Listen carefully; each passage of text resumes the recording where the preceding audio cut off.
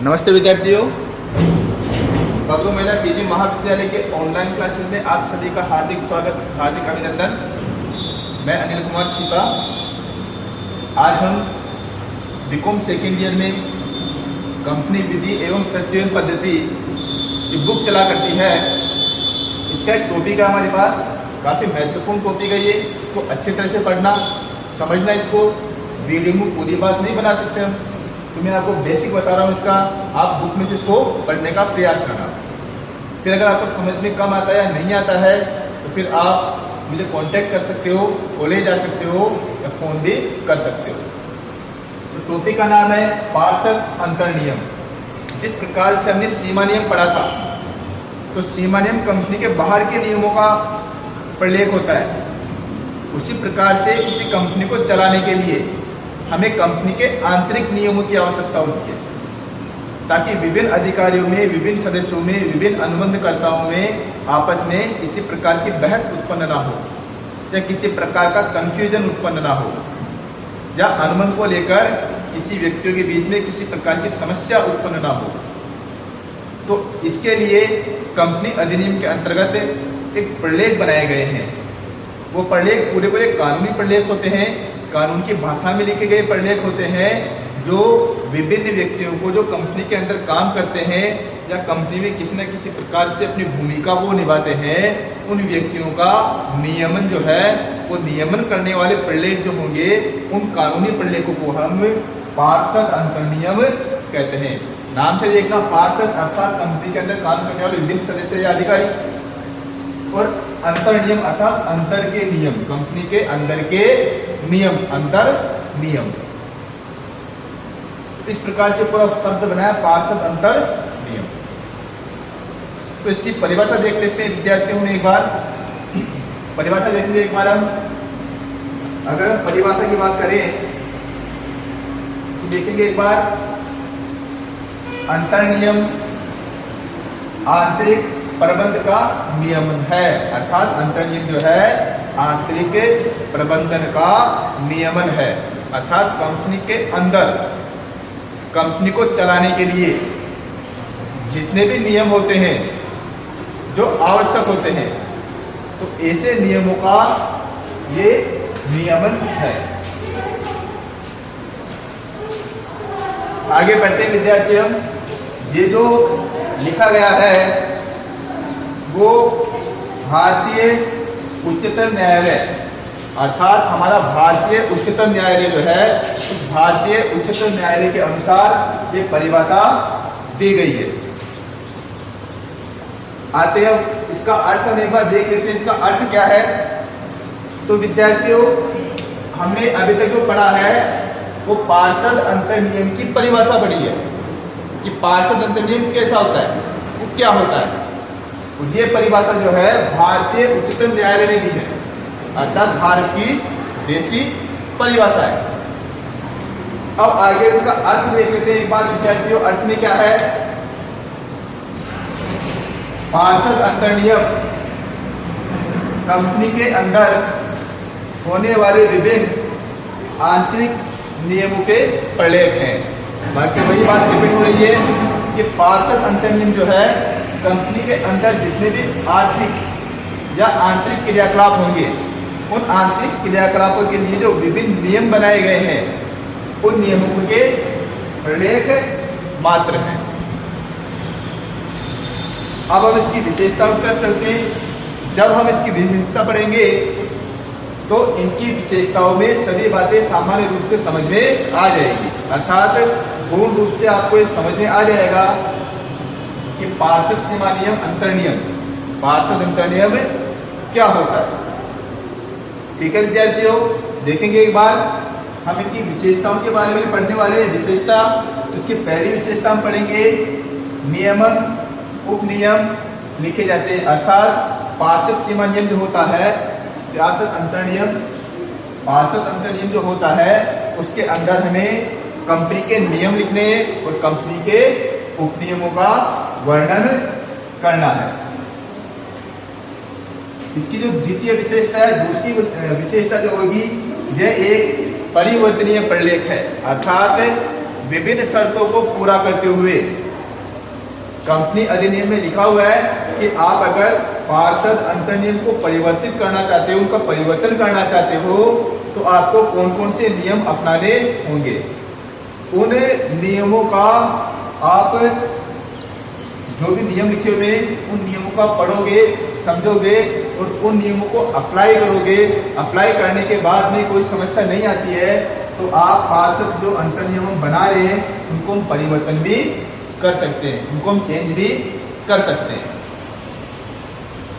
तीसरा विद्यार्थी हमारे पास कंपनी अधिनियम के अधीन बना हो। वापस रिपीट बात है विद्यार्थियों, पहले पढ़ चुके हैं कि पार्षद सीमा नियम जो होगा वो कंपनी अधिनियम के अंतर्गत बनाया होगा।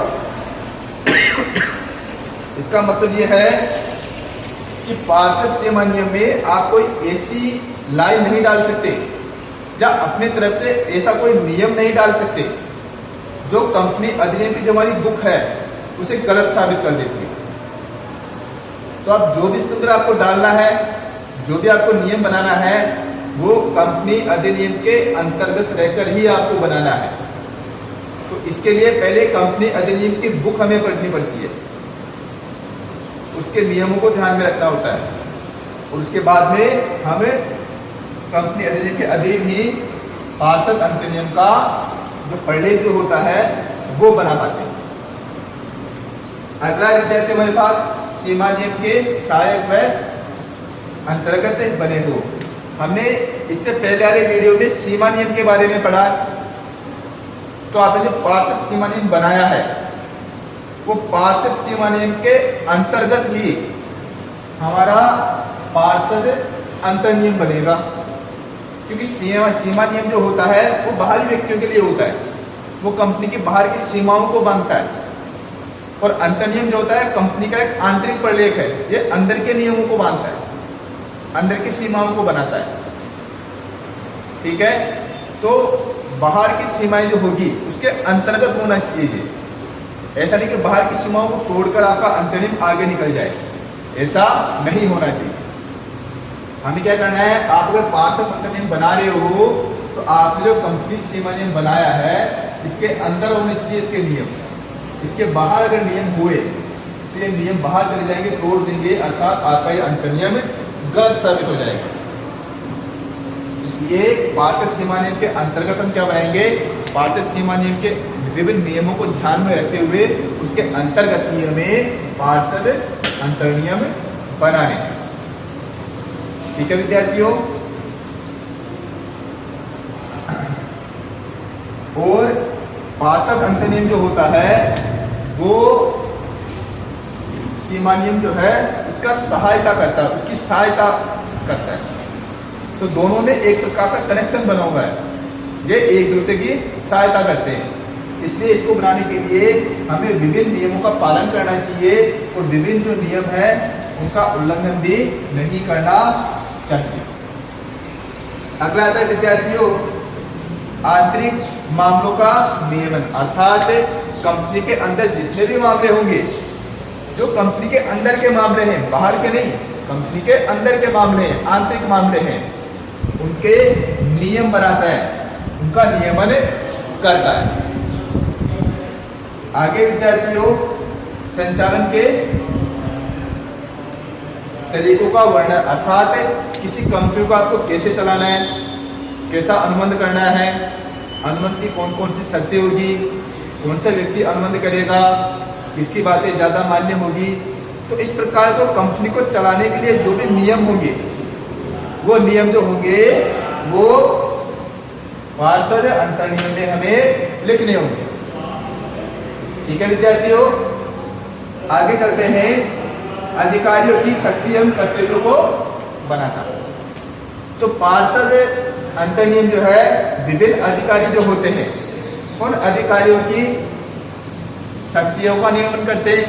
किस अधिकारी के पास कौन कौन सी शक्तियां होगी कंपनी के अंदर, उनके कर्तव्य क्या क्या होंगे, इसके बारे में हमें बताता है, उनकी व्याख्या करता है।